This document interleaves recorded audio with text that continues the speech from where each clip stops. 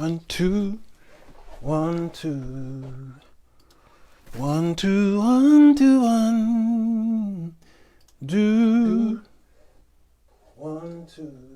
Okay, y'all come on in here.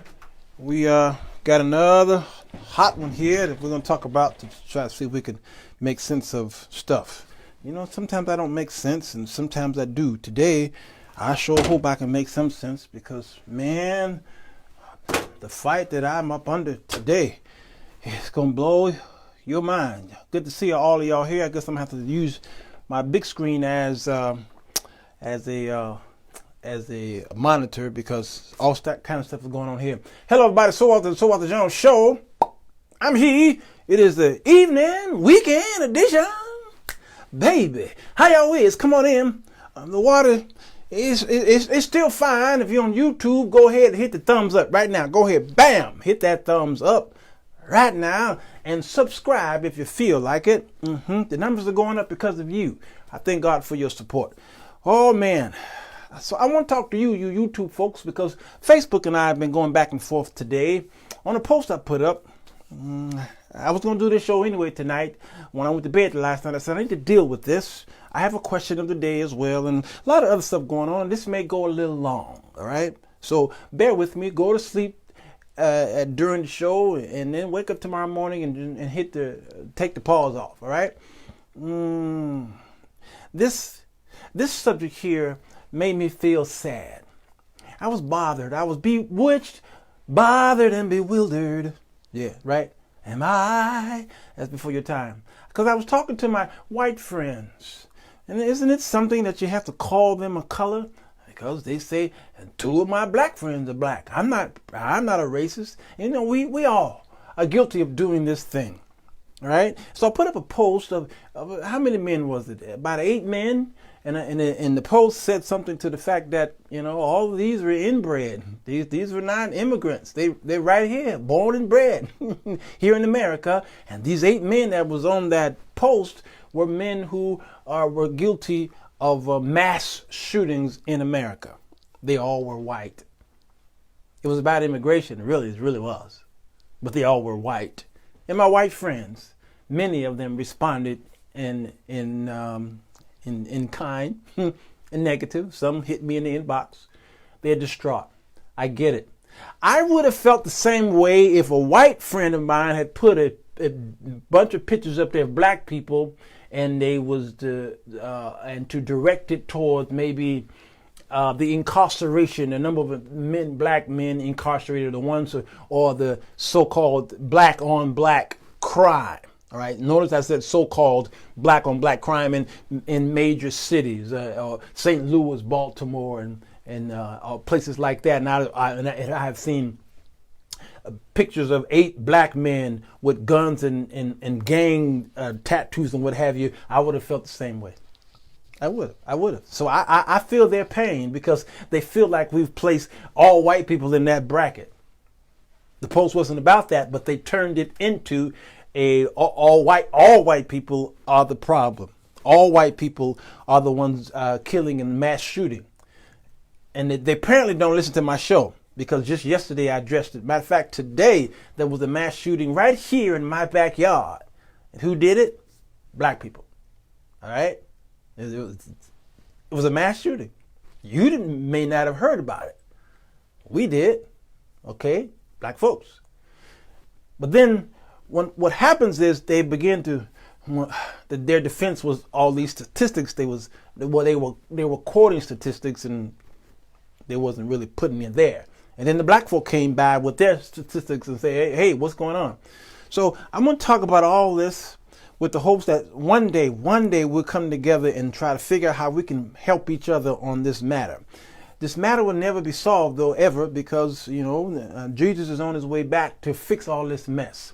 So I titled this Racism, a very difficult word, a very difficult word to describe, a very difficult word to talk about, a subject to talk about. And I've done several shows on racism in my 10 years of being in media. okay, on radio, different radio stations here in Chicago and in Alabama, and my vlogs and my podcasts and all this stuff. Out of all the years I've been doing shows every day, I've done several shows on racism. And I found it to be the most difficult subject to talk about. More than anything, more than tithe, more than speaking in tongues and baptizing in the Holy Ghost and all of the controversial topics of Bible structure, theology, apologetics, and science. I did a science show yesterday or Friday. Okay, all of the things that are controversial. The thing that bothers me the most on any subject that I've ever tackled is dealing with race, because it divides people. And there is an inner fighting going on. It's like friendly fire, because we're friends until we talk about the color of your skin. That is the problem. And I want to address that. Because one of the arguments I was having with a friend of mine who happens to be white was me putting black people in one place and putting white people in another place. And both of my white friends, that those who were on the wall, because those of you who heard me say both of my white friends think that I only have two, okay? But both of the ones who were really hard on me in the discussion kind of brought that up. Aren't we all Christians? Yes, we are. But is God colorblind? No, he isn't. And I usually hear that from my Caucasian friends, that God is colorblind. That's the most ridiculous statement that you can make on the earth. God is not colorblind. He understands colors. He made the colors. And he knew what he was doing when he colored my skin black. He knew what he was doing when he colored your skin white, your skin yellow, or your skin pink, or your skin brown. He knew what he was doing, and he understands that there was a certain cultural there was a certain way that we act with each other. We do things differently as a group or a subgroup. And that didn't just start in America. It goes all the way back to Bible times. He called the Jews my people. Notice he didn't call Philistines my people. The Jebusites, the Hittites, okay, the Amorites, all right. He didn't call none of them my people. He said the Jews were my people. All right, it's like separatists. He's a separatist, God, okay, in a sense. All right, and then he called the other people the strangers, because they were strangers among the Jews. He said, all right, you those strangers who live among you, go ahead and take them with you. He didn't call the strangers my people. Did you notice that? And it didn't not just back during the time where God was more present, but then during the times of the four Gospels where Jesus was present as well. He himself seems like he was part of the problem of separatism, of xenophobia, of bigotry. Seemed like he was part of the problem, because when he sent them out only to the whole house of Israel. He said, you don't go to other houses. You don't go to the Gentiles. You go to your people. I came for y'all. Unto us a child is born. Unto us a son. It seemed like, wasn't he part of the problem, or was he doing something there? Look at the woman who was at the table, all right, and the disciples wanted her to, shoo her away, and even Jesus called her a dog. All right, I mean, look at that. Look at the woman at the well who was not a Jew. She was a Samaritan, which seems to the Jews she was like a half Jew. She was a misfit. All right. And look at the conversation between Jesus and this woman. But look at what happened when the disciples came by and says, how are you talking to this woman? You understand what I'm saying? So this is nothing new. There's nothing new about this. And the disciples and the apostles, they were separatists in themselves, because they wouldn't even go and minister. That's why God had to put this sheet of meat down so that Peter could see this meat, because he wouldn't witness to anybody other outside of who he was, a Jew. All right. God says, rise, Peter, slay and eat this food. And Peter says, that's unclean. Well, he pretty much was saying that I'm not going to eat this. That's unclean. And God was trying to show him that you don't just feel that way about the food. You feel that way about the people too that I'm sending you to. God is not colorblind. He made these colors and these cultures and these languages and tongues. And in Revelation, he talked about all these cultures and languages and tongues and people will be in heaven. So he did this on purpose. So for me to say that these are my people, black people, I'm not ousting you. I'm just trying to see if you can come aboard like how the strangers were with the Jews during the time when they were still in Egypt. And it was time for them to leave. Pharaoh was getting ready to free them. All right. And they killed the lamb and they was eating whole. They put the blood on the doorpost and there were strangers with them. All right. So I have people.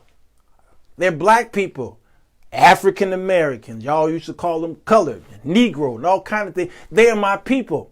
And right here in America, we have gone through hell. I'll talk about that. We've gone through hundreds of years of hell through the system called racism. These are my people. And I don't know any of my friends who would go to a Jewish community and act the same way. When Jews are talking about the atrocities of the Holocaust, white people don't join in that conversation. They don't. Why? Because it doesn't hit home. It's a German issue with the Jews through the eyes of a white American man. But when we do the same thing, now it's like, can we all just get along? This is the problem. All right. So when you go against me, and as I'm trying to talk about my people, you get put into the bucket. I wouldn't say anything. I wouldn't even join forces or go against. I wouldn't even have a discussion. I wouldn't even join in a discussion when all these black folk come together for a barbecue. Don't show up. When the subject matter change, you put that finger up and I think you should leave because you over because you can never understand the pain. I don't know what Jews went through during the Holocaust. I have no idea what the Japanese people went through when they were putting them in these camps and Roosevelt shipped them over there to those camps. I don't know what they'd gone through. I don't know what they were feeling. All right. I don't know what the Irish was feeling during the potato famine. They had to come over here and they went to the five corners, the six corners, whatever they call it in New York. OK. And they were treated like they were nothing. I don't know what the Chinese went through when they were building the railroads and discrimination. I don't know how they feel, but I know how African American men and women feel through this system here that I want to talk about. All right. So you don't understand. It's just best that you don't understand now and wait till the storm is over. Okay. So when I look at this, I look at Paul. He had to correct Peter in his face. He had to correct him in his face. And Barnabas. He said, y'all getting with the Jews, and then you're having a great time with them, and then when we come around, you act like things are different. And and Barnabas is joining them too. So that doesn't mean that Paul was greater than the other apostles. Matter of fact, it says, I didn't die. He said, I didn't die for you. Apollos didn't die for you. I'm not great. It's just that Paul wrote most of the New Testament, but that didn't make him a greater apostle. Absolutely not. They were fighting the same battle, the same war against evil. And that's what we should be doing here in America. But unfortunately, skin is in the way. And you got skin in the game? And what this makes me feel like, it feels like a husband who cheated on his wife 10 years ago. And the wife keeps bringing it up. But the husband keeps saying, can you get over this? Can you just get over this? This happened 10 years ago. I told you I was sorry. I'm sorry. Okay, get over this. All right. And then the wife's response is, I want to get over this, but every time I turn around, you staying out late. Every time I turn around, you won't let me see your phone. You keep your phone locked. I don't have a password to your phone. I can't go into your Facebook. Why are you hiding this? Why are you hiding that? You're bringing suspicion to me, so I keep bringing it up. Because every time I turn around, there's a system that you're putting on me. And that's what's happening when I talk to my white friends. It's like they're telling me to get over it. And I'm telling you, but I can't get over it because your brothers and sisters keep bringing this up. You keep using this system against me and my family. And then you vote for a man, a president, who is at the center, the nucleus of a lot of this is what's happening today. Man, I don't know. Did I even name this show, y'all? I don't even know. Did I name this show? I don't remember if I even named this show. So if I didn't, what did I name this show, y'all? I don't even know. I wanted to call it "Is Racism the Cause of All These Shootings?" I don't. Is there? Can somebody tell me if is there a title here? Because I don't know. All right. Well, that's the title. Is racism the cause for all of these shootings? Okay. I want to read something from Apostle David Rogers. Okay. I want to read that. I didn't name it. Okay. No name. Y'all know I've never done that before. People come in here and says, what's going on?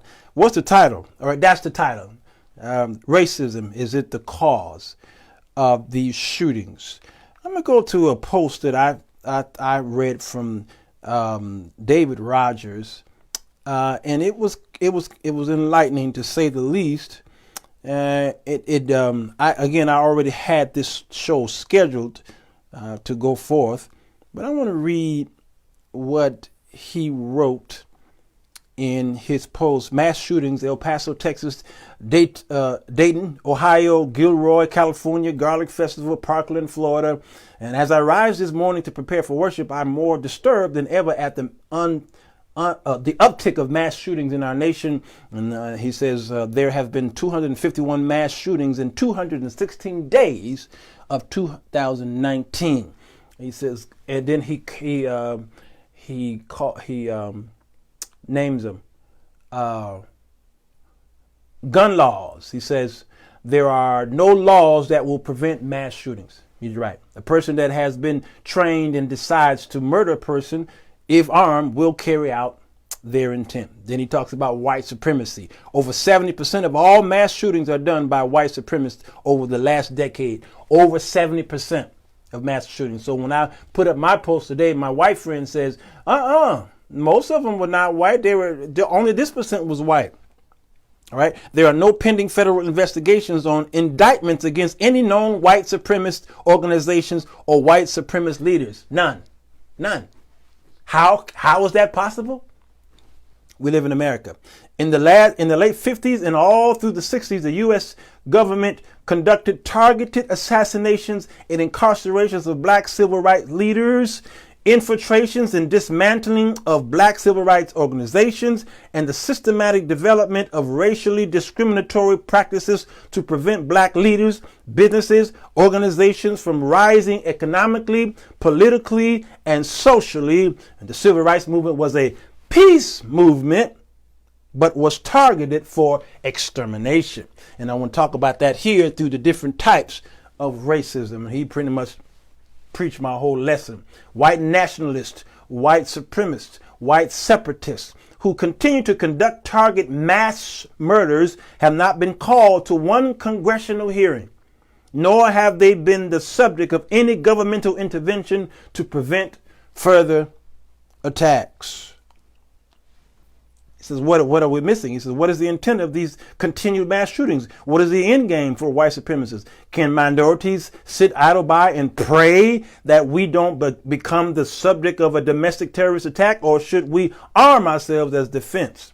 All right. And I love what Shantae says. Bill Clinton banned assault weapons in 1994. And she said mass shootings dropped by 43%. I remember that. She says Bush let the ban expire in 2004, and they went up over 230%. You can't stop them, but you can slow them down. Our government is not even trying to slow them down, which makes them complicit in the carnage.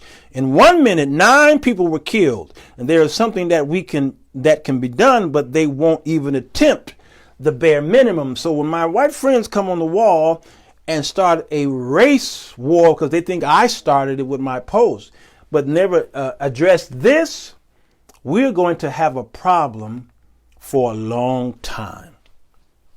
There was an article given to me, also shown to me by the Washington Post. I think it was, who was it? Anthony? Was that it? this post from the Washington Post, and the title alone makes you cringe. It says counties that hosted a 2016 Trump rally saw a 226% increase in hate crimes. 226% increase in hate crimes. I'm not going to read the whole thing, but let me get to a place where they said how we did our research. Here's how we did our research. Using the Anti-Defamation League. So people need, like I did my science show on Friday, people need proof. Well, here's the proof. Using the Anti-Defamation League's hate, extremist, anti-Semitism, terrorism map data called HEAT, or the HEAT map, we examined whether there was a correlation between the countries that hosted the counties that hosted one of Trump's 275 presidential campaign rallies in 2016 and increased incidents of hate crimes in subsequent months. To test this, we aggregated hate crime incident data and Trump rally data to the county level and then used statistical tools to estimate a rally's impact. And that's how they came up with the number. It's disturbing, nevertheless. Go to my wall on Facebook and you'll see that article at length. All right. But I want to go to the show at hand. I want to talk about racism. What is it? Why is it? All right. It's all fake news, conspiracy. Garcia. And then I have hey Tamara, good to see you, and host many of you. I have these conspiracy theorists. Many of them are black, who are still proponents of a flat Earth. We didn't land on the moon. There is no gravity. It's just a whole bunch of stuff. And I see and I say to myself, some of y'all are special. You ever seen an ugly baby? Y'all ever seen an ugly baby? So I want to talk about the 3 shows in particular that I did on racism. One was called Christian Racism. I did a show called Christian Racism. Yes, I did. One was called Why White People Are Afraid of Black Men. And I did a show called Is Racism a Mental Illness? And I want to do all 3 of those right now by kind of skimming through my notes. Because what I did was I talked about the term racism or racist. I talk about how do you define racist, and I talk about how difficult the English language is. And we got rules and regulations, homonyms and antonyms, and these rules confuse people from around the world. And the English language is one of the most difficult languages to learn by those who speak foreign languages because of the many rules we have. That's why reading the Bible in Greek is much easier to understand because their love may mean one thing, but they break down what kind of love it is. Is it scortigos? Is it agape? Is it eros love? All these things, all right? Because Greek, but when you say I love you in America, and using English, it's like, okay, yeah, that can mean anything. Then, because the next question is, how do you love me? All right. So a person who sews is a seamstress. A person who operates or cleans your teeth is a dentist.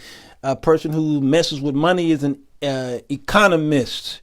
All right. A person who tells jokes is a humorist. A person who writes is a journalist. A person who sings is a vocalist. A person who writes lyrics is a lyricist. A person who sings or writes these lyrics and what have you and melodies is a psalmist. A person who plays an organ is an organist. A person who deals with the mind is a psychologist. And these are words that are simple to understand because IST is at the end and it describes what a person do. It describes the person, but it describes what the person do. All right. So if a dog chases a cat, is the dog a catist? I mean, if a cat chases a bird, is the cat a birdist? All right. If a lion chases an antelope, is it an antelopist? Or is it a human? Is it an animalist? No. So the rules are very confusing, to say the least. So when you go on Wikipedia, you type in race, if different words pop up. Racial I think racialism is one word, and then race is another word, and then racist is another word. And these words can get quite confusing. And so racism is very difficult. We understand, though, there's only one race, only one. And that race is called the human race. All right. And so it is difficult to describe. And that's why they had it right back in the days of the Jim Crow and the civil rights movement. Okay, because when a white person killed or gave bodily harm to a black person, they didn't charge the white man with a racial crime, a race crime. All right, they didn't call it that. When I would watch the old movies on PBS, those documentaries. Keep your eyes on the prize. Hold on, okay? And they would talk about the beatings or what have you, and they arrested a man in court.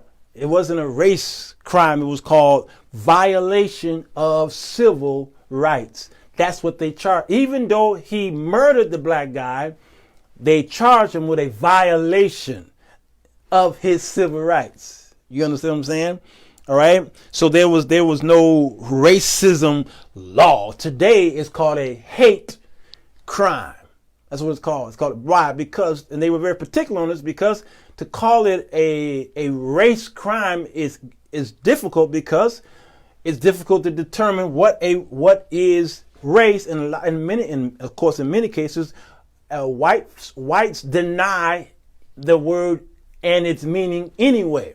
That's why they begin to use what's called reverse racism. They say that you, black people, are using reverse racism. Oh, you think I'm a racist? Or you using reverse racism? And that makes absolutely no sense. It's like saying, I know you are, but what am I? That's what children do. You can't be a racist if you're on the bottom of the totem pole. Black people can't be racist. Not in America. They could be racist in maybe an African country, an African nation where they are on top. All right. They could be racist, but they can't be racist in America. By definition, they can't be. But when white people hear me say that, they're like, that doesn't make any sense. Well, of course, you're going to defend that. All right. So I want to talk about this stuff here, especially on this here. It talks in Matthew 24:7. There is a prophecy that goes forth. Y'all know I got to bring the Bible in here at some point because this is a Bible show, and the people who watch this show are mostly Christians, but I do have some people who watch who hate God. All right, and they say God doesn't exist. Well, you're gonna find out one day. Jesus told them, don't let anyone mislead you, for many will come in my name claiming I am Messiah, and they will deceive many, and you will hear of wars and threats of wars, but don't panic. Yes, these things must take place, but the end won't follow immediately. Nation will go to war against nation, and kingdom against kingdom. And there will be famines and earthquakes in many parts of the world. And that's what's happening right now. Nation is against nation. And I would say that is ethnos against ethnos. And maybe I think it's called basilia or something like that. Basilia against basilia. All right. So that's nation against nation, kingdom against kingdom. Ethnos against ethnos, which means that's ethnicity, of course. That's the culture, and we look at ethnos. We look at the color scheme, and those who don't understand sociology, don't understand that they look at a person's color scheme and they think that automatically that's a black man. Well, he's black on the outside. But the term black man is coming from a person who's not black, can have a lot of words. I'll come here in a minute. Okay, I'll come here in a minute. Even I have been guilty of that on several times. I lived in a territory in Chicago called Humboldt Park, and that's where many Hispanics live. and these are Puerto Ricans who live in that area. And I went to a Puerto Rican fest, and I'm standing next to a man, and he's enjoying himself watching the band play, and they're playing their instruments and what have you. You know, they do the maracas and the tubas. That's their music. That's their style, and calypso and what have you. And I turned to him. I said, "Boy, this is some good stuff, man. Boy, these people know how to." And he started speaking so much Spanish. I was shocked. He was speaking so much Spanish. And I looked at him closely, and then I began to see his face structure, and I said, "Oh, wow, this is a Puerto Rican." But I thought he was a black man because he was darker than me. You understand? And that is the problem that we have, all right? And I think as far as slavery is concerned, slavery in America was different than slavery around the world. All right? Slavery around the world was different. Even the slavery we see in the Bible was different than the slavery that the United States instituted, because they hated you in America only because of your skin. Only because of your skin. So we see words racial prejudice. Now there's a difference between just prejudice and racial prejudice. Xenophobia, of course, is very popular, especially we've been hearing that word a lot since the time that this new president came on the scene. That's intense or irrational dislike or fear of people from other countries. America hates Cubans. America hates Mexicans. Okay, then that's this whole build the wall, what have you. Well, there's xenophobia. And phobia simply means fear. Really does. Chauvinism, exaggerated belief in the supremacy of one's nation or their class or their caste or their group, or chauvinism do usually involve xenophobia. All right, just know that they are alike. One stems from another one. Of course, then there's bigotry. It's a state of mind where a person strongly, obstinately, irrationally, unfairly, or intolerantly dislikes other people or opinions that differ from one's own. All right. Some examples include personal beliefs, all right, or race or religion or national origin or gender, disability, or your seal orientation, your social economic status, or other group characteristics. Archie Bunker was a bigot. All right. He was a bigot. He just hated he hated everybody, but he hated everybody not just because of the color of their skin, but because of their social economic situation and their religion and what have you. That is a bigot. All right. Then there's casteism, which is a class structure that is determined by birth. Loosely, it means that in some societies, if your parents are poor, you are going to be poor. Casteism, as usually see that in the Hinduism people. Okay, Hinduism. What else? Then there's the popular discrimination. Discrimination is an action that denies social participation or human rights to categories of people based on prejudice. All right, discrimination,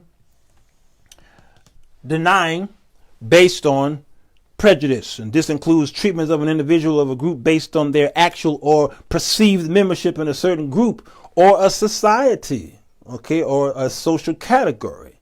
All right, but they do that in a way that is worse than the way people are usually treated, like the housing discrimination in Chicago. All right, it's still bad. All right, it's still bad. Affirmative action, all right, was supposed to have been like a resolve for discrimination, and then they discovered that many whites were benefiting from affirmative action. Tony Dyson, good to see you, sir. Another blessed man, an amazing writer, by the way. Okay, so that was going on there. So I did that show on racism and Christian racism, but there is a reason why whites are afraid of black men. Okay, there's a reason why they are afraid of black men. And when I did that show, of course, it was quite disturbing. But I talked about the difference between a liberal and a conservative. All right, this fight with, notice, the Democratic Party is a strong party, and it's usually mostly blacks usually in that party because of history. A black person is born, and when they get of age, the chances of them becoming a Democrat is extremely high, 95%. Why? Because of the environment that they come up under.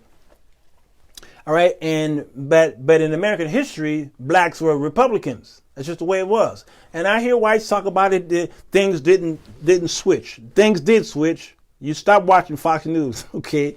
Things actually did switch. All right, the party of Lincoln, the Republican Party, which it started with Lincoln. All right, that was the Democratic Republican or Republican, whatever they called it. All right, and as you get into the Jim Crow era, and as you move in, I think you started to see a slight change when President Roosevelt came on the scene, and especially through his vice president. All right, he had several, by the way. All right, and with the social programs that was going forth, a lot of black people began to jump ship from the Republican Party to the Democratic Party, but there still was a lot of people staying true to the party of Lincoln and the Republican Party. The Jim Crow and the Civil Rights era brought about this climate of this taste, and then the Kennedys came on the scene in the late 1950, 1959, 1960, and it was JFK and his brother Bobby, which caused a ruckus to happen among African Americans, and then they began to jump over into the Democratic Party. And then it was not until after the assassination of JFK and the signing of the Civil Rights Bill of 1964 by Lyndon Baines Johnson, everybody jumped over into the Democratic Party. All right, and so you saw this switch happen right before your eyes. But there were still a lot of white people that were part of both parties, of course. The Democratic Party brought to us, of course, the system of Jim Crow, these racial discriminatory laws, and of course it brought to us the Ku Klux Klan come out of the Democratic Party. That's just the way it was. I'm not saying that the Republican Party wasn't people of races, but we at least had abolitionists were part of the Republican Party, the party of Lincoln. That's just the way it was, okay? And that's why so many black people were a part of that party. But when we talk about racism and why the fear of whites towards black men, we also see that in the Democratic Party or the liberal or the left, all right, there are a lot of white people in that party, all right? And it seemed like they go against the conservative or the Republican Party and call them racist. And you need to understand the fight and the plight and the pain of black people, okay? And then black people say, yeah, that's right. My white brothers and sisters, they're the ones who are marching in the street with us. Black Lives Matter, okay? They're the ones, these liberals, the ones who was marching with Martin Luther King, what have you. That's just the way it was. But it made black people feel that these whites were not afraid, but they were for us in all things, okay, for equality and rights and what have you. That's the way it appeared. But some of you are drinking the Kool-Aid. Some of you drink the Kool-Aid because you got to understand that as long as you're black, right? As long as you're black, it doesn't matter how talented you are. You're still looked to as a black man. You're still looked to as a black woman, and depending on what white eye is looking at you, depending on what system they were raised up under, what environment they were raised up under, it doesn't matter if they were liberals, it doesn't matter if they were Democratic, coming up under that environment, and they seem like they want you to join forces with them. Still, there's some individual things that going on in them that sometimes you won't see, and I'll explain what that is over here in a minute. So I talked about liberals are quick to denounce both the thinly veiled and the openly reactionary conservative racism. All those racists, my white brothers over there, they're racist. But what of the fears of liberals? White liberals might reject the very idea that they are afraid, citing their support for diversity and multiculturalism. But my experience suggests that while white liberals reject conservative assertions of white supremacy, many of them fear the loss of white centrality. You understand? There's a difference. They don't want to be superior or supreme, but they still believe in white centrality.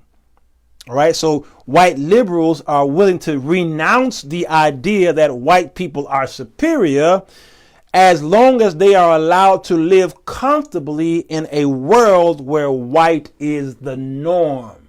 So they don't want to lose white privilege. They don't want superiority over black people. They don't want to lose the privilege that they have for being white. Does that make any sense to any of y'all out there? Okay, I hope it does. If it does, give me some hearts so I know that y'all still breathing. All right. So both the conservative and liberal positions are based on the same underlying assertion: I'm white and I'm special. Conservatives are more likely to say it openly. All right. Thank you for the hearts. I wanted to make sure that y'all weren't going to sleep. So conservatives, they will say it openly: I'm white and I'm special. All right. While liberals tend to offer platitudes about racial justice while avoiding the risk required to make good on anti-racial principles, anti-racist principles. What remains obscure is the distinct uncivilized nature that Europeans and European Americans exhibited during their barbarous conquest of much of the world. And so just because this person is white and liberal and Democrat don't mean that you can marry his daughter. So they're still about the central stand of where they are, and they love to be able to still stay in their posh areas and their suburbs and work on their jobs without any worry about discrimination or bigotry or xenophobia. They don't have to worry about these things, okay? And they want you to believe that as long as I'm with you, you're okay. We're one and the same. That's fine to feel that way until their way of life is attacked. And this is where we're going to this problem. So that is the fear of whites towards African Americans. It's for that reason right there. In one test, researchers found that black males elicited the most negative reactions from white subjects, black males. Simply seeing them was enough to make participants feel uncomfortable. And in a 2009 survey on the question of blacks and violence, drawn from a nationally representative sample of white Americans, more than 30% said that blacks were more violent than whites. Even their babies, all right? Even the babies were given a test on they put a black doll in front of them and a white doll on them, and they says, which one scares you the most? Which one is dirty? And they said the black doll. All right? Where's that come from? Was that something learned? Respondents were also asked specifically about violence among black men versus white men, black women, and white women. The results: more than 40% said that many or almost all black men were violent, compared to less than 20% who said that the same of black women or white women, and less than 10% who said the same of white women. So a black man is the most feared among whites. Ask me how I know. I lived among them, especially in South Dakota. And I could be dressed in a 2-3-piece suit with a Bible in my hand. It didn't matter. My skin. And you look at these basketball players, these entertainers, all right, these singers, all right, everybody go to their concerts, whites go to their concerts and what have you, until they get in trouble and those same whites, abandon them. You just another nigger. Just because you're a millionaire don't make you less than a nigger. You understand what I'm saying? So this does not represent all white people. It doesn't represent all liberals, nor does it represent all whites that are conservatives, part of the Republican Party. But a white person watching this show will get that from this. Like that post I put up today of those 8 men, white men, who massacred those people. That same reaction that came from my white friends, you who are white watching this, getting the same reaction. Makes you feel dirty, don't it? Then what you going to do about it? Your silence is what's corrupting us even more in this country we call America. So what is racism? 400 years of slavery, 150 years of discrimination, 50 plus years of covert discrimination. So do you think that I can get over it after those stats in my family? Every time I sit with my father or grandfather or grandmother, the subject of racism pops up. And almost at every setting, when we're sitting in the living room and drinking coffee or tea, what have you, the subject of discrimination seems to always pop up, no matter what generation I'm sitting with. Why? That's 400 years plus an extra and added, all these added things that happen within that. That's just the way it is. Racism is an invisible system of discrimination and injustice that was established and upheld by our social institutions. It's upheld, okay? It's designed to keep people of color in a permanent second class. Permanent. So you want us to get over it. So where is it affected? How does it affect me as a black man once I wake up and go outside? Where does it affect me? It affects me in entertainment. It affects me in education. It affects me in science. It affects me in economics, that is. Okay, I go to the bank and there it is. I get that shyster loan if I get one, if I even get one at all. Okay, I'm going to pay a higher rate. Anyway, it affects me in policies, laws backed by values, attitudes, stereotypes, politics. It affects me in religion, and it affects me even in war. It affects me in the military. It's just the way it is. And you want me to get over it. Jim Crow was in your face, and now we have, of course, the new Jim Crow and the prison industrial system, and it goes on. But it was in your face, but was replaced with shiny new laws that were just as racist, but looked better on the surface and more palatable by whites. It made it hard for white people to see the truth. It made them feel better about themselves. So don't call it Jim Crow. Don't call it racist. Don't call it discrimination. Call it something else. It's like eugenics. They needed to change the name of eugenics because eugenics simply mean let's wipe out these black babies. It's genocide, it's institutional genocide. So let's change the name to make the white people feel better, and so they call it Planned Parenthood. It's the same thing, and you want us to get over it. All right, the effects of redlining still stands today. Property tax funds, all right, that funds the school, which produces better education. But you look at the black schools in our area, just look at it. There's nothing new under the sun. All right. So there are also side effects of the civil rights movement. Side effects: increased belief in post-racial society. There's side effects of all these years. You think that we haven't gone through some type of PTSD? Whites then blame persisting struggles on blacks' moral failure. Okay, this is a character flaw. This black guy got a character flaw. So they blame this struggle on a character flaw, even though they're responsible for this pressure. So race-based trauma is actually real. It's mental. It has a mental effect on the black person, just like a physical trauma.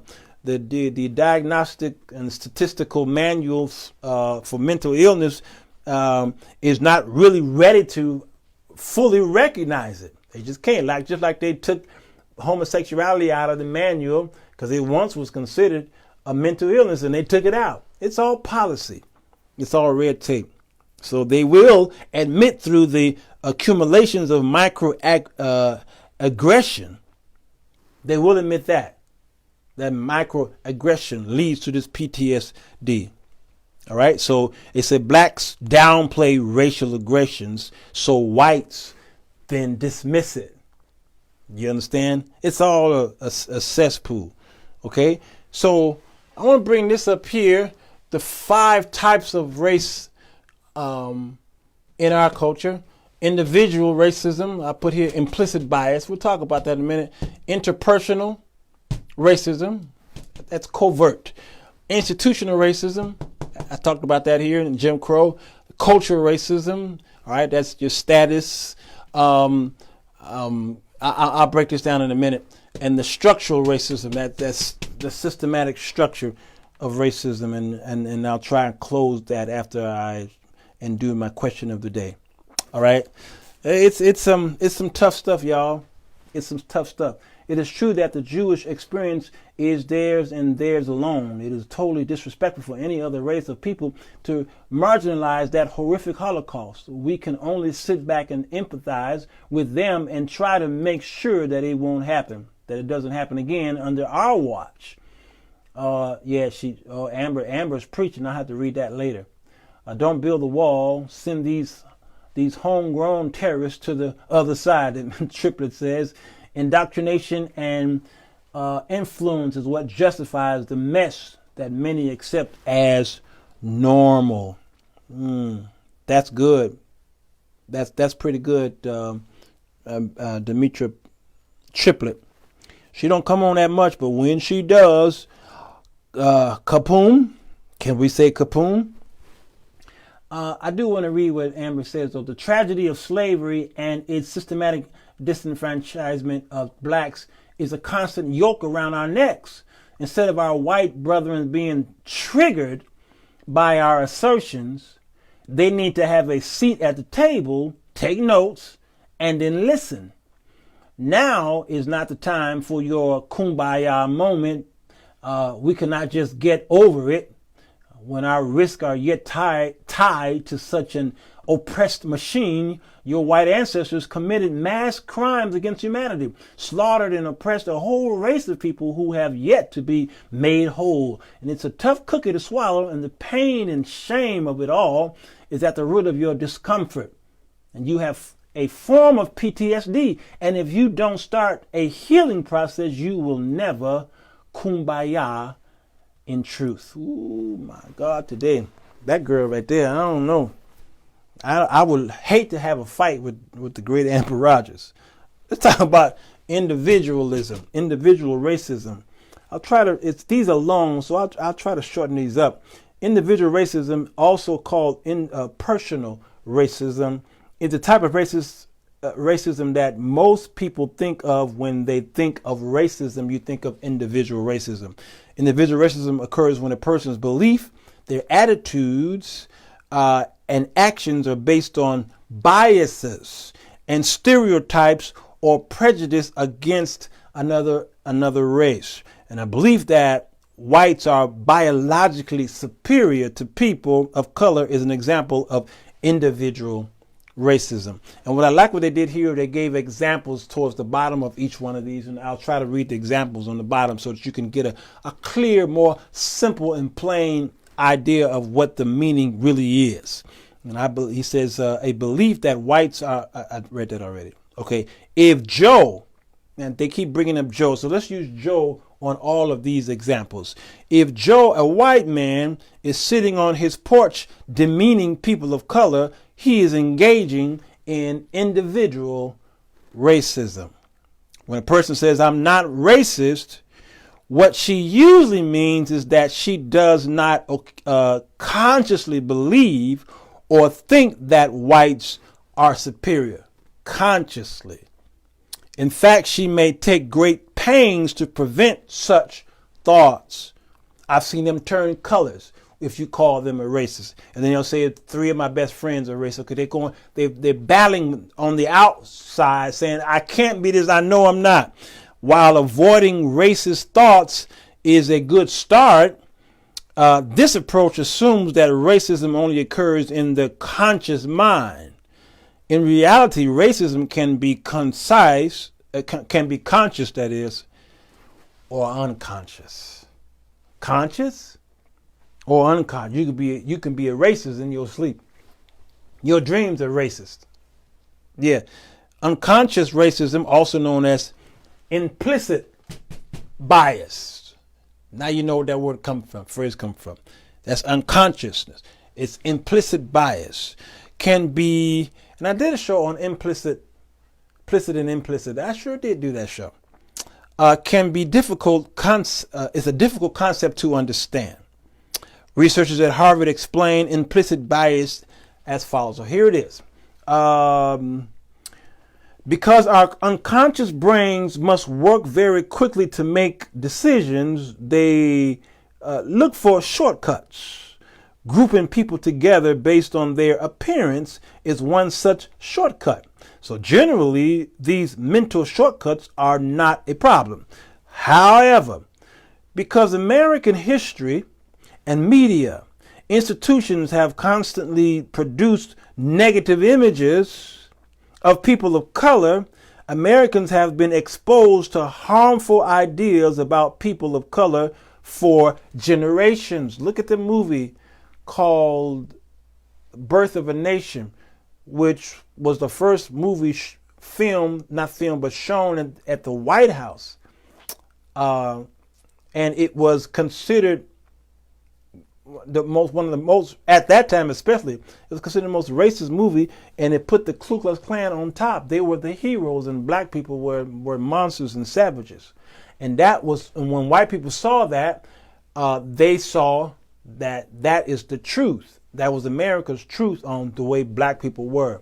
And I think that movie single-handedly caused a lot of the generations that we have today. So over time, exposure to these images corrupts the unconscious brain so thoroughly that it becomes trained to connect people of color with negative traits.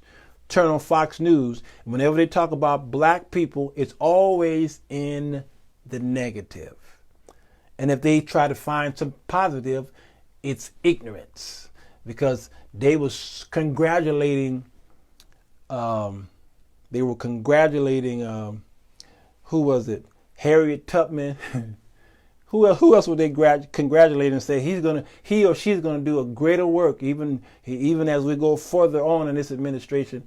They're gonna do great work, and they had been dead for how many? Anyway, Frederick Douglass, I think, was one of them. Yeah, they said Frederick Douglass, he's gonna do great work in the next coming years.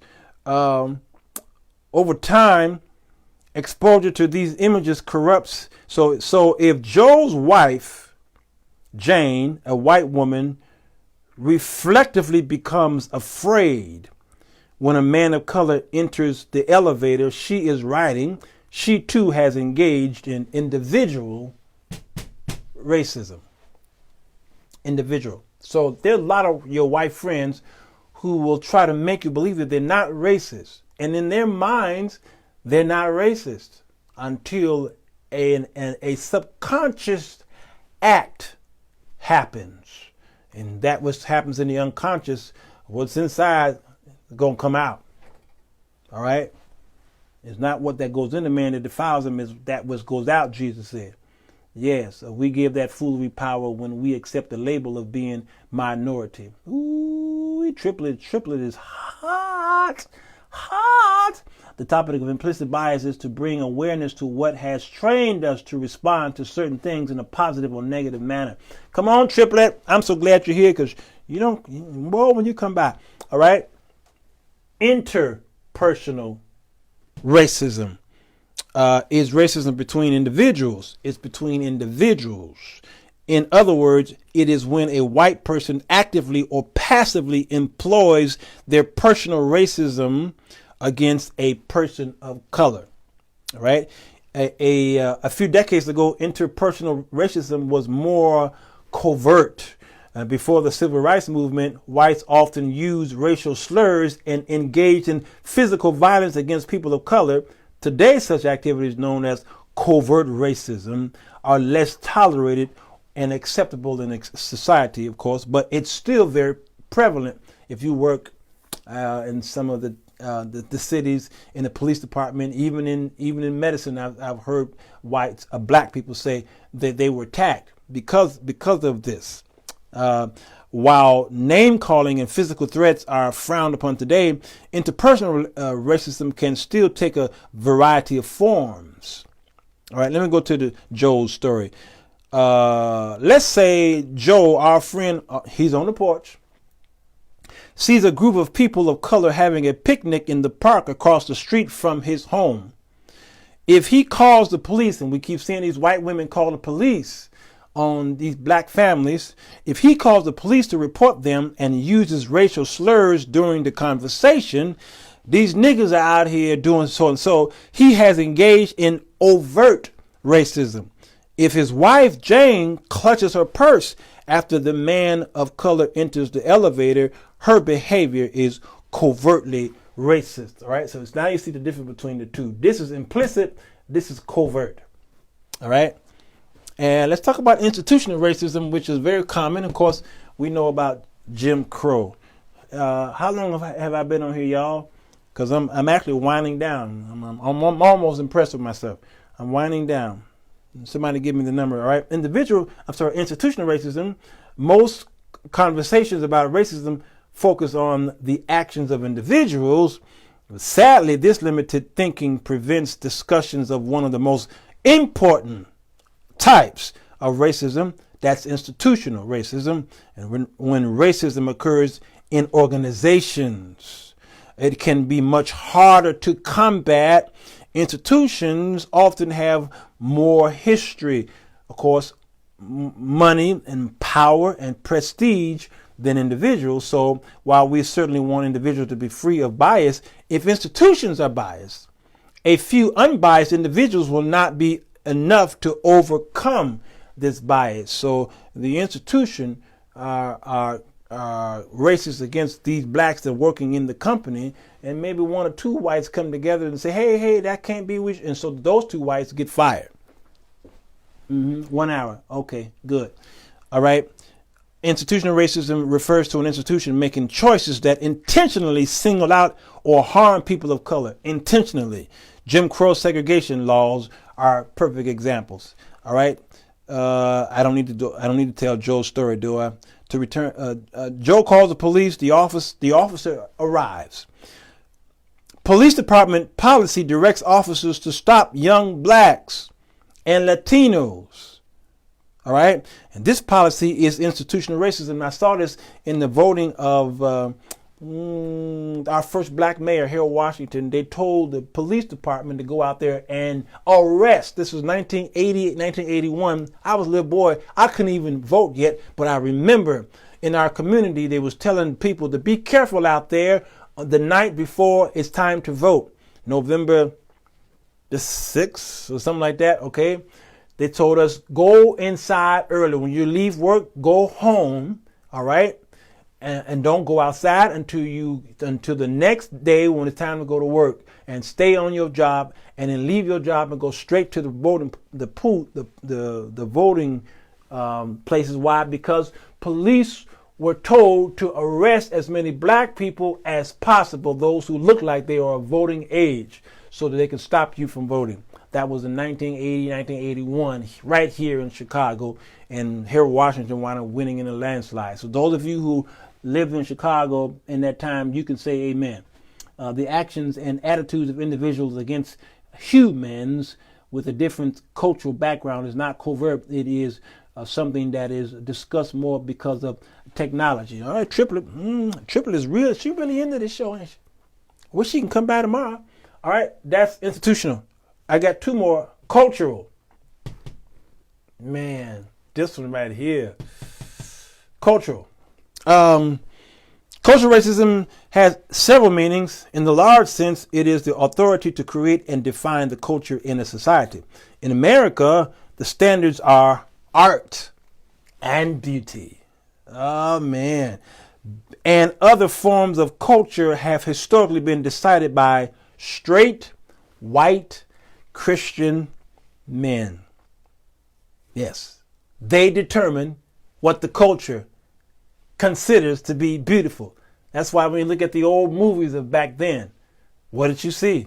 You saw this beautiful, very bright, white, almost pale looking actor and actress And they even played, some of them put on blackface, and some of them played Indians, all right? They played Hispanics, okay? And then when you saw blacks, they were always help. They were always in the kitchen. They were always a service person. They were always shining shoes, all right? They were always slapped around. And they used names like yes sir, massa, and well, they didn't always say massa, but they used a word that was, that was Jim Crowish, okay? Cultural racism. Where am I? As a result, the dominant American culture often reflects the needs that the group, while excluding or devaluing the contributions of people of color. And therefore, in America, the holidays we celebrate, the statues in our parks. Okay, this is very important, y'all. This is extremely important here.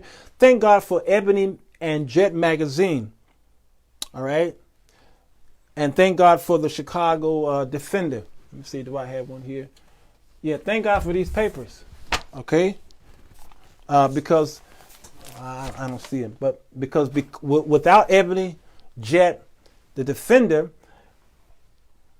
myself, who's coming up, wouldn't have understand the value of African Americans. I wouldn't have been able to appreciate and celebrate where we come from and what many of the inventions and how we build the White House. We built America with our hands, blood, sweat, and tears. I wouldn't understand those values because of cultural racism caused our history books. When I was coming up, even in our history books, we were kind of erased out of there, and it was all about whites. I talked about manifest destiny. When you look in the history book, you see this white woman with a book in her hand, and she's like an angel hovering over America. And it talked about how, we were destined to be here, and God gave us the right and the power and to take over, this territory. I didn't know as a little kid that whites was taking over the territories at the hand and the onslaught of Native Americans through the trail of tears. I didn't understand that. So I thank God for these black publications. Look at the what is that documentary on YouTube called the Selling to the Negro? Do y'all remember that? Was that produced by Ebony magazine? Selling to the Negro came out in the 1950s, 1954, maybe somewhere around there. Y'all saw that documentary? All right. And it was showing white folk that black people actually have money, and they have pride, dignity, and they like nice things. Okay, so that cultural racism is something else. Look at the TV shows of the 1950s. Father Knows Best, Leave It to Beaver.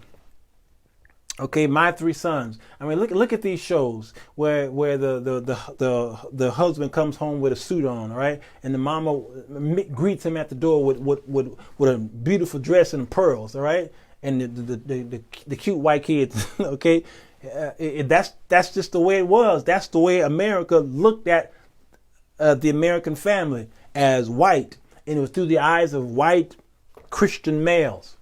Cultural racism. And so whites didn't think that black people lived like that until the Cosby Show came on the scene, and white folk thought that this was satire. Sure, no, black people don't live like that. And so when his show came on the air, Bill Cosby had to cast on the Oprah show one time, and they was talking about how they kept getting phone calls from around the country from black families who were saying, Dr. Huxtable is my father. Claire Huxtable is my mom. My dad is a doctor. My mom is a lawyer. We live in a house just like that. Matter of fact, our house is better than that. And they were shocked. Cultural racism. Cultural racism also uses culture as the explanation for policies generated by racism and white supremacy. Real generations ago, racial differences were explained by biology. Their brains are similar. Or even religion. God has cursed them to be enslaved. I heard that. How many of y'all heard that blacks were cursed? Look at the Mormons. You couldn't join the Latter-day Saints or whatever, the Church of Jesus Christ, Latter-day Saints, or the Mormons, whoever. All right, you were considered a curse. You couldn't be one of the elders. I can understand why there's so many blacks over there right now. I just don't understand that. As overt racism declined, cultural racism took its place. According to cultural racism, African Americans lack wealth because their culture doesn't value education or marriage or hard work or thrift. And all I saw in my family coming up was value, education, marriage, hard work. That's all I saw. My father married to my mother for, I don't know, 55, 56 years now. He's been with that one woman. There's no scandal on him. He loved the ground she walked on.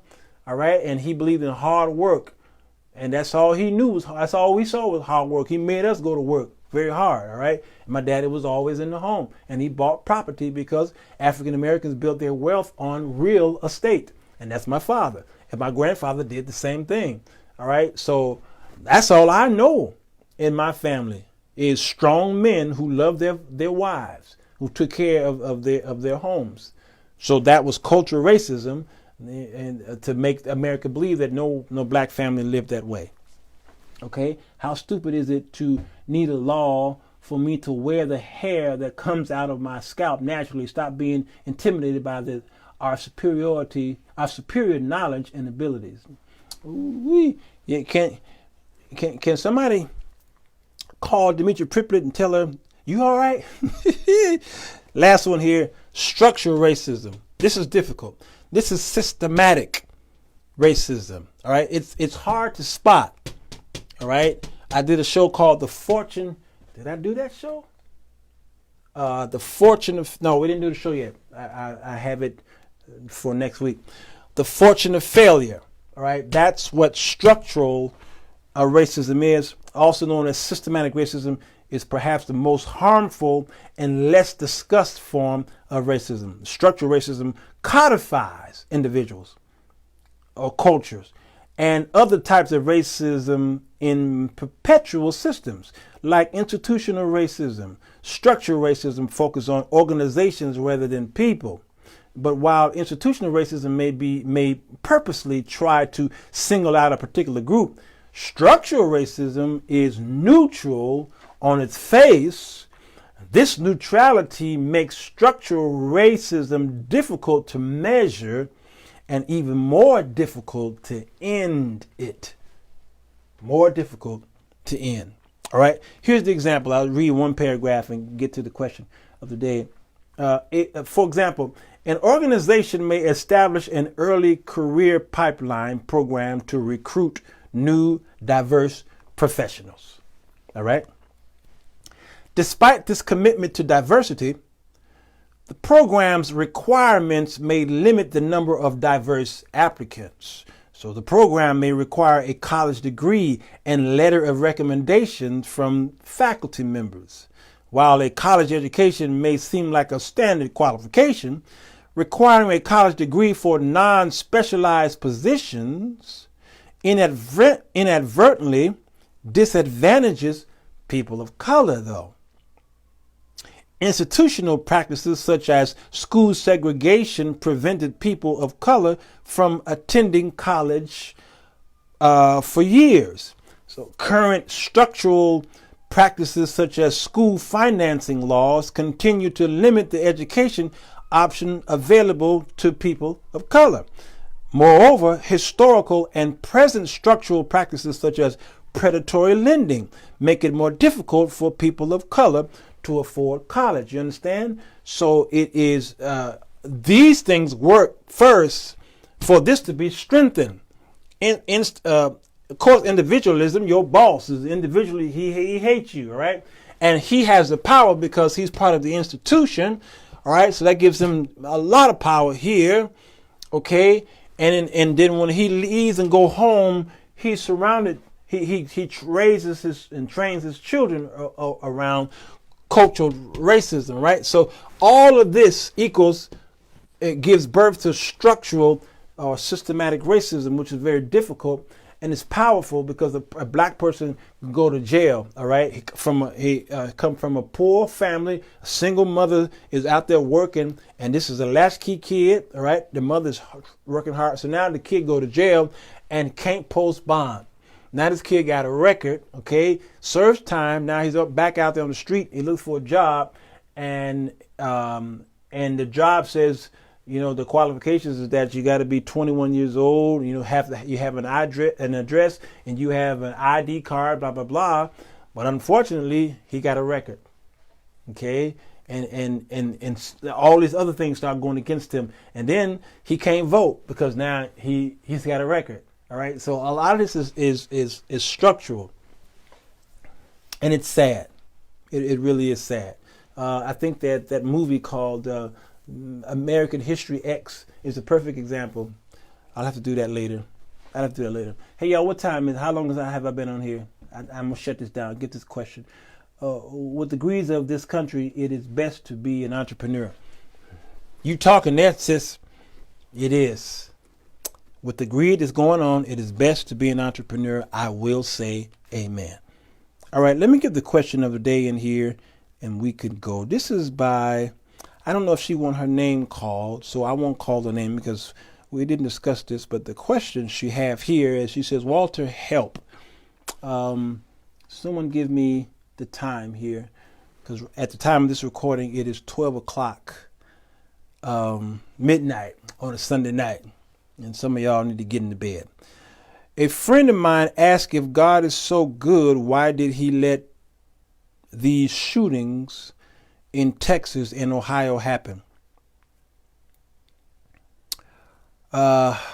She said not to say God is good all the time. I told her, in my opinion, which opinions are neither right or wrong, he is good all the time. I told her, we know how we came into the world, but we don't know how we're leaving. I went so far as to refer her to the book of Job, where the devil has to get God's permission to mess with Job. I told her I was always taught, which I still think is wrong, that the devil still had to get God's permission to do his dirt. Still confused on that, she says. I told her, to the ones who survived, he is a good God. All right, help, I need clarifications. Okay. All right. Well, hour and 15 minutes, okay. Hey, Dottie Ledbetter, still awake. I'm shocked. Let me answer her question. This is typical. Why do bad things happen to good people is one of the questions. Number two, whenever there's a shooting, whenever there's an earthquake, a tsunami, a hurricane, a mass shooting, the question always comes up, where was God when all this happened? Why did he allow this to happen? Especially when you see children, people who are defenseless, people who are maybe senior citizens who are maybe in wheelchairs, got shot up and things like that. It seems like God is a very cruel God to allow things like this to happen. And my response is usually the same over the years. I haven't progressed in my answer.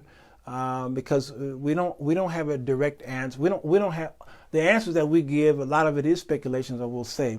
But one thing I will also say, that it is a shame that we don't recognize God when things are good. Where's God in the good times? Where's God when he was blessing you, when he gave you some good health, when he allowed you to get the raise on your job, when he allowed you, help you to buy that house and that car? All right. Why aren't God? Why is he not called during that situation? He's brought up in catastrophes. All right. And usually people who ask these questions are people who don't really have a relationship with God, or they don't understand who God is. So to give them a Bible story of what happened to a man don't really help the situation. All right, it's like talking to an atheist and you want to prove the Bible by going into the Bible and reading through the Bible, and that makes no sense. It's like trying to describe a word by using the word. Well, define the word and you use the word to define it. It doesn't help the situation. So people who ask these questions about where was God, usually as a person who don't really have a relationship with God. All right, and so the Holy Spirit does not rest and rule in the home, which means it doesn't rest and rule in the body. All right, because if that was so, then there would be a relationship with God and a better understanding of who he is. Also, a better understanding of his word and why the earth is groaning and is moaning, is travailing, it is pregnant, and catastrophe is going to happen whether you're saved or not. It is part of the structure of we who were children of Adam. Understand? So Christ coming here and dying on the cross got the thing going, got the ball rolling, but the work is not finished yet until he comes to redeem. So right, he pretty much bought us, but he's got to come back. He's got a ticket. We've got a ticket, and he got a ticket, and he's going to come and then redeem the ticket. That's what the cross did. It just held us here. But death and sickness and mayhem is going to come. And I talked about the kingdom against kingdom and nation against nation. You'll know the end time because of the diverse of Mother Nature. We've got more hurricanes every year. There's more and more hurricanes, and notice how the hurricanes are going further inland, further inland, further inland every year. Every season of hurricanes further in. Before you know it, it's going to pretty much wipe us out. Okay, where's God? He's right there in the midst of it, and he's rescued many out of it, and others lost their lives. That doesn't mean that God doesn't care. It just means that God has worked his plan. And when you know Bible history or read the prophecies of scriptures, this stuff got to happen. Man did this. Man did this to himself. And the day is going to come when God's going to correct it. So continue to have a prayer life and try to understand that God loves you. And when it does happen, that should be a wake-up call to you. I talked about yesterday in the scriptures how a building fell on a lot of men, about 18 men I think it was, and the disciples asked the same question in a different way. You know, what was wrong with these men that you allowed them to die?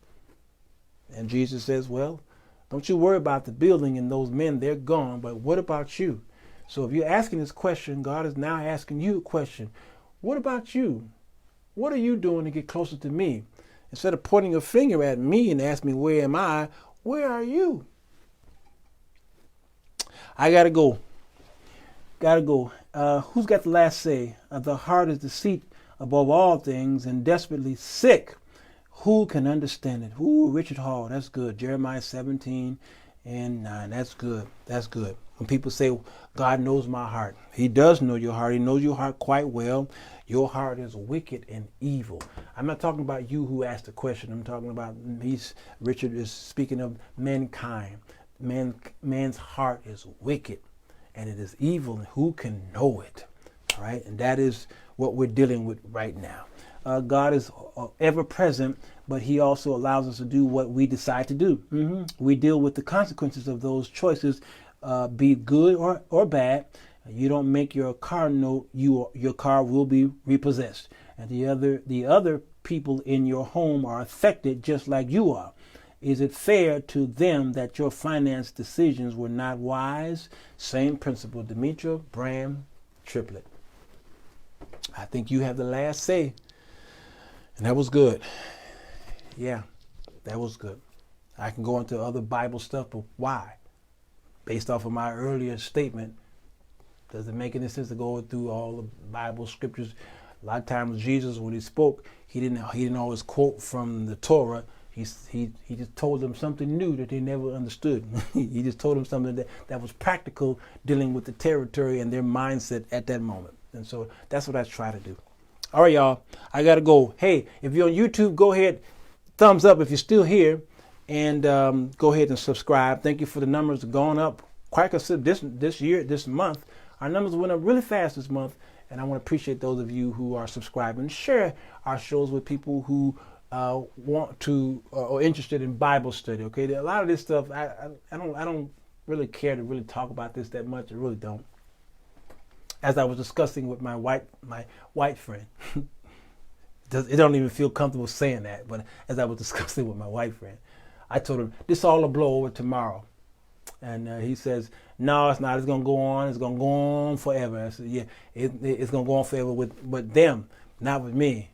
As it pertains to the Sirwalterj show, we'll talk about something like this that divides us. And then over 24, 48 hours, I'm going back to my Bible study teaching because the people need to know what's going on in the Word of God. I want to prepare them and equip them with iron and with the Word of God, the sword. All right? Yeah, because I want it is sharper than any two-edged sword. It rightly. You ever went to the meat market and you seen the man cut into meat so easily? He just go poof, and that meat just goes asunder like that. Oh, that sword, that knife is so sharp. But the Word of God is much sharper than that knife. All right? And that's why I do these Bible studies, so that you can be equipped. So when somebody asks you, where was God during catastrophe, you're equipped to answer the question. Alexa, say good night to the people. Good night. Sleep tight. Amen. And don't let the bed bugs bite. Okay, y'all. Tony McLean, my dear brother from Paris. There's a delegation down there in Paris right now. Praise God for Tony McLean and our dear brother Mark Success. And some of our friends. Lady Rochelle is down there in Paris, and her mom and Pastor Richardson's wife, and quite a few people are down there. My son Eric Tyson is down there in Paris right now. He's been down there for several weeks now. All right, so Paris is the place to be right now in the 100 and something degrees. All right, so I'll see y'all in Paris soon. Oui. Oh wait, somebody's writing something. God is not a respecter of persons. He allows His grace to fall upon the just as well as the unjust. He allows His mercy to fall upon the saved and the unsaved. His work is at His pleasure. Yes. He's holy. He's omnipotent. He's omnipresent. He's omniscient. But one great thing about Him is that He's sovereign. You can't beat sovereignty. Can't do that. Good night, y'all. Pray my strength in the Lord. Bye-bye.